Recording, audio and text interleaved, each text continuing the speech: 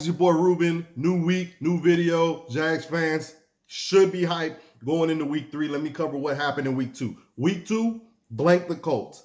Can't ask for anything better than what I saw, but I am anyway. So here's what I saw and what we should be hype about and thoughts on the future. Now, I initially started the season saying I can see a 7 to 9 win season. If we get to 9 wins, I'm going to be through the moon. And ultimately, I just want to be playing relevant football come winter time, come December time frame, that we're at least in the hunt, right? So now they've actually superseded some of my expectations because we're actually in the driver's seat in the division. And I know it's through 2 weeks, but to beat a division opponent, beat them in the fashion that we beat them, and we're the only team in this division with the win, we literally control our own destiny. They have to beat us, basically, or overtake us by record, of course. But the point is that we're in the driver's seat. The division goes, it can only be taken from us if we let it. That's all you can ask for. Now, what I'm really hype about was the fact that I actually saw head coaching. And what do I mean by that? Well, week 1, we looked awful in the first half against the Commanders. Awful. Okay. We made adjustments in the second half, actually took the lead, had an opportunity to win the game, and unfortunately the defense let them off the hook. But you saw adjustments at halftime. Week 2, they took week 1 and some of the things they learned from week 1 and actually carried it over to week 2. It was brilliant. I don't know what the other head coach's problems were. And believe me, I was actually a Doug Marrone supporter. I thought he got a bad rap. But the great thing about having the offensive-minded coaching staff that we have, and again, I've mentioned Doug Peterson is part of the Andy Reid coaching tree, and I think Andy Reid is the best in the business when it comes to offensive football. They also hired Mike McCoy, and just we have a lot of offensive-minded guys to help Trevor. They can actually see things through his eyes and understand what he's seeing, what the problems are, and how to rectify it. And how did they rectify it? Well, we know we don't have a good O-line. So what did they do? They made sure that Trevor Lawrence got the ball out of his hands quickly. Okay, I think I even saw Christian Kirk in the backfield and flare out of the backfield for a quick hitch. Okay, we saw a lot of that stuff. We saw a lot of crossers, things that can help Trevor Lawrence just get in rhythm, and then we supplemented that with a good run game. James Robinson has been great. Travis Etienne has been a great change of pace back. We are doing things on offense that we haven't seen in quite some time. Now, the defense, blank them. But here's where, I can't have this video, and I know it's 24-0, and lie to you guys and tell you there aren't some things that I saw that maybe we should temper our expectations a little bit. It's exciting. 24-0. Jags, let's go, right? But here's the thing. Matt Ryan looked awful. He looked awful. He did some things in that game that I thought was unbecoming of a not only a former MVP, but just a veteran quarterback that should know how to handle things. Now, their O-line gave them no help. The front seven, the pressure we put on them, some of the blitz packages and stunts that we were throwing at them, Josh Allen had a day, okay? But again, Matt Ryan, they didn't do a good job protecting him, and he threw some ducks up. We took advantage of them. Cisco got his first pick. Rayshawn Jenkins got a pick. Who else got a pick? Devin Lloyd got his first pick. I have no complaints in the front seven.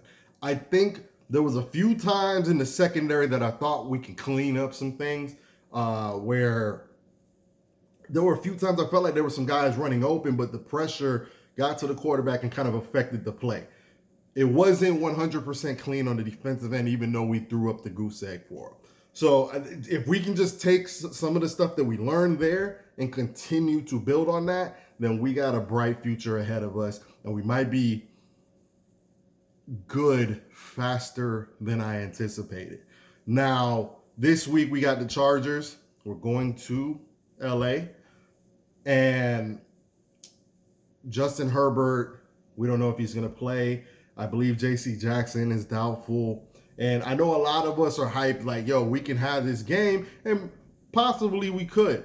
But for me as a football purist, while yes, I want the dub and I'll take the dub, I really wanted to see the Chargers at full strength. And the reason for that is, what better way to gauge your football team than to see them perform against top competition? We got to be better competitors than to just be like, oh, thank God so-and-so's out, okay? I do see that sometimes, and I'm like, yeah, of course, man, we have a shot.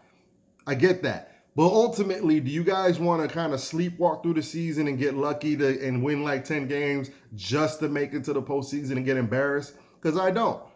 I wanted to see what kind of game plan we're going to put up against a Chargers team who's a legitimate Super Bowl contender. And if we could perform against those guys, win or lose, it bodes well for us. Now, don't get it twisted.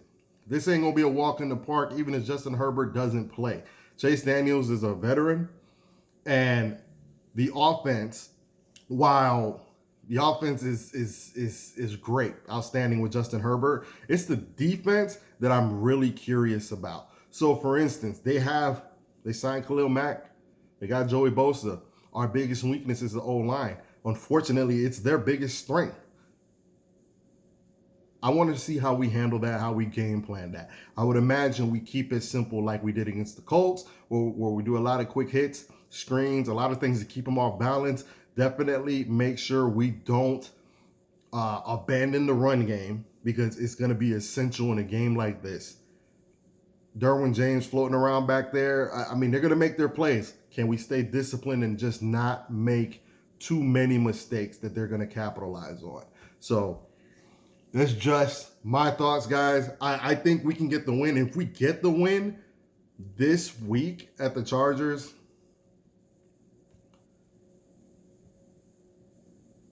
I think you guys should start getting excited. Tennessee, I said earlier, was going to be a team in transition. Let me give you guys a name, and maybe you guys aren't familiar. Roger Saffold. He's a guard. Now, he was a guard for the Rams back when Todd Gurley was the MVP caliber running back. I don't think it's a coincidence that the Rams haven't been able to run the ball the same since he left, went to Tennessee. Derrick Henry has been a god-tier running back the last couple seasons since they brought him in. Now, last 3 seasons, they've lost Jack Conklin, they lost Roger Saffold to Buffalo, and Taylor Lewan just went out for the season.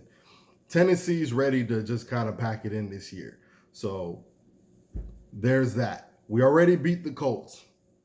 The Texans, everybody kind of sleeps on the Texans, but they're playing guys tough. They just gave Denver a run for their money, and I know some of y'all are going to say that's not saying much, but Denver's a good football team. Now, they have Nathaniel Hackett coaching, and I've mentioned that Nathaniel Hackett's an idiot. The smartest thing he did, though, was I believe he hired a former assistant coach of the Ravens, and the Ravens have always had an outstanding coaching staff to help with game day decisions. If you don't know what you're doing, I say this all the time. If you don't know what you're doing, I'd rather you just say you don't know than blow smoke, okay? So, testament to Nathaniel Hackett to know, you know what? I might be in a little bit over my head. I can use some good counsel and hiring somebody to help him with that, because he makes some boneheaded decisions. He did it here in Jacksonville, and then he got hired, in my opinion, off the back of Matt LaFleur, who I'm pretty sure ran a lot of the plays, and Aaron Rodgers in Green Bay. So he kind of lucked into this position. I love Russell Wilson, so I hate to see him go out the way he's going out. Hope for the best for them. So we'll see what happens. But those are my thoughts, guys. Week 3, Chargers. Can't wait to see how we deal with them. Can't wait to see Trayvon Walker look like a beast. Again, and you got to think, Josh Allen and Trayvon Walker got to be gassed up, knowing Joey Bosa and Khalil Mack are on the other side. Big competition. Let me know what y'all think. Remember to subscribe and like. Appreciate y'all. Peace.